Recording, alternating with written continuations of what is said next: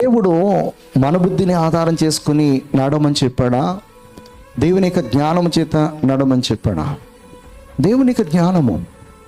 ఈ భూమి పైన ప్రతి మానవుడు సత్యమైన మార్గంలో నడవాలన్నా, నిత్యమైన మార్గంలో నడవాలన్నా, దేవుని స్వభావాన్ని స్వతంత్రించుకోవాలన్నా తన స్వబుద్ధిని ఆధారం చేసుకోకూడదు. దేన్ని?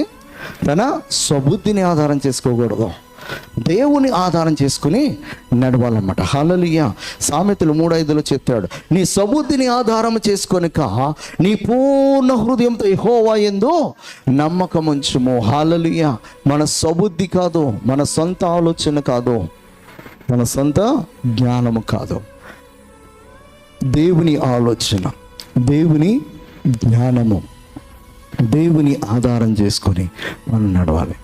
దేవుని జ్ఞానము మనకి ఎప్పుడు అనుగ్రహింపబడుతుంది అంటే, దేవునితో మనము సరైన సహవాసంలో ఉన్నప్పుడు దేవుడు మనకి అజ్ఞానాన్ని ఇస్తాడు.